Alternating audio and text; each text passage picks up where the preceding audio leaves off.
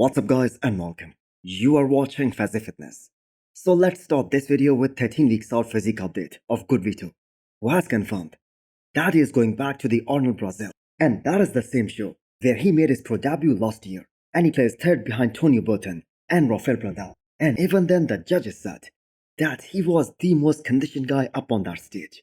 And considering the fact that Arnold Brazil and Detroit Pro, they are just 1 week apart, we might see him at Detroit Pro again for the second time in his career, as this was the show where Goodvito showed up at his all-time best and he gave Martin Fitzwater a very serious run for his money. Now his bag was that one area where Goodvito needed the most improvements, and he has put in a lot of work and effort in that department. And even looking back at the pictures of Goodvito from last year, his bag looked a lot better than expected. In fact, he was able to improve a lot in his back area in comparison to when he won his pro card.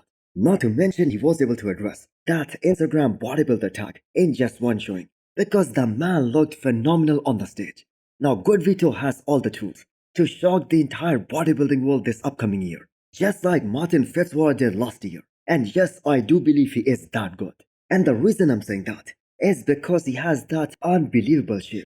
The front double biceps is one of the best in the business, and the most important thing is that he's able to get extremely shredded everywhere, front to back. Plus, the man is super young, and his pro debut was one of the most anticipated one last year. And his return to the bodybuilding stage after 1 year, after putting on all that much needed size, that again puts him in that elite category that all of the bodybuilding fans are really looking forward to. Now that is what we call a real off-season phase that Blessing Awudibu is rocking right now. And the man really went hard, just like Nathan Diasha does every year, where we see nothing close to pretty or aesthetic, like for instance Samson Dauda or Andrew Jacked. But if that is what allows Blessing to show up with bigger quads, it's gonna be all worth it in the end. Now Blessing is just following the plan laid out by his coach Stefan, and this is the biggest Blessing has ever been by a mile in the offseason. Now it is quite brave for Blessing to start a season with a show like Pittsburgh Pro.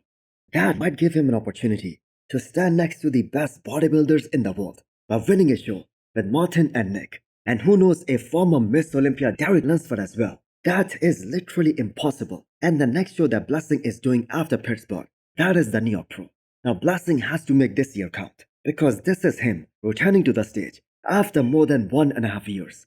And he has the best coach in the world in his corner now. Now, even if this whole pushing his body to the extreme limits of the offseason doesn't allow him to get bigger, especially in the legs department, then I'm afraid nothing ever will. And the way this upcoming pro season is turning out to be, it is gonna get harder and harder for some of these guys, including Blessing, to earn their Olympia spot. So in 2023, Blessing did 2 shows, and he failed to impress the judges in either one of those. Next up, we have an update from the Predator, Tonio Burton, who is going to be competing at this upcoming Legion Sports, which is 2 weeks after the New York Pro. Now, in a way, it is a smart move, because all these big names, they will be done after the New York Pro, or maybe Cali Pro, and the field is going to be more open. Now, don't get me wrong, Tonio is coming back to the bodybuilding stage with very high spirits, because he has put in a lot of work in this ongoing off-season, and I think he is most probably going to be considerably bigger this time around compared to last year, and not being big enough is probably his one and only weakness at this point. Now, after the Olympia 2023, he is no longer an underrated physique, because he was able to beat guys like Regan Grimes, who outweigh him by 40 plus pounds, Charles Griffin, and Hassan Mustafa. And that is why I 100% believe that if Tonio is able to close that size gap, even by a little bit, he is gonna be super dangerous in this upcoming year. Now, Tonio Burton has been able to qualify for the Olympia in the last 2 years consecutively, and it's safe to say that he's gonna do that again this year as well. Now he believes he's gonna be top 6 in the world pretty soon. Now, speaking from a fan's perspective, that looks kinda tough. But I bet when Dexter Jackson was up and coming, people must have thought the same, because he wasn't the biggest guy on the stage. And Tonio Burton is the closest physique to the Blade Dexter Jackson himself in this current era. So, I'm gonna say this again. Do not count him out.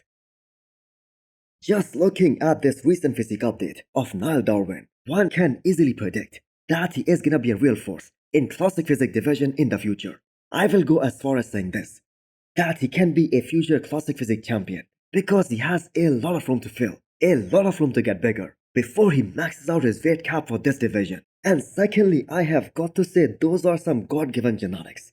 That is arguably the smallest waist any athlete has in classic physique division as of right now. The only other guy that I can think of who might have an even smaller waistline than Niall Darwen, that is Yemi. But that being said, I have to say both these guys, they just aren't on the same level. Because the thing is, Niall's muscularity, that is just on a whole different level. And what makes Niall Darwen even more unique is the quad sweep that he has, and its ratio to that small waistline, which allows him to have that perfect X-frame and that insane V-taper. And that is one of the major factors why he did not go unnoticed, even at his first ever Miss Olympia, placing 11th out of a total of 58 guys who are the best of the best in the world, and also beating some veteran Olympians. That speaks volume about his potential. And no surprise there at all that even a guy like Ian Valier, who is the coach of the greatest classic physique champion of all time, C-Bum, he mentioned him when asked who is gonna be a real force in classic as far as the future is concerned. So I for one am really looking forward to see how much improvements Niall Darwen can bring to the stage the next time we see him up there, because the man is looking so good in all of his recent off-season physique updates. Bruno Santos, the winner of Europa Pro last year, the guy from Brazil. He was the one bodybuilder from Brazil who just came out of nowhere and he beat a 3-time Olympian Andrea Presti. Now he had better quads than Presti, there is no doubt about that. But Presti was the physique who was always able to convince the judges and to make a case for himself. And that is why he was able to qualify for the Olympia 3 years in a row.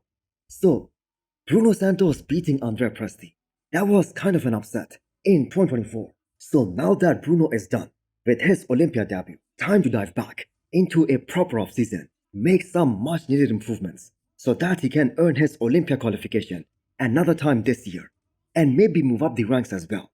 So the look that he presented at Europa Pro last year, that was probably his best look that we saw from him last year. It was better than his look at his first show, Italy Pro against Hunter Libraro, and where he lost to Andrea Presti as well, and also his looks that he presented at Legion Sports as well as at the Olympia last year. Now he's a big guy with insane level of muscularity, and if I'm not mistaken, he's probably the only athlete in the men's open who is actively working with Milos Sarcev other than Behrouz Tabani.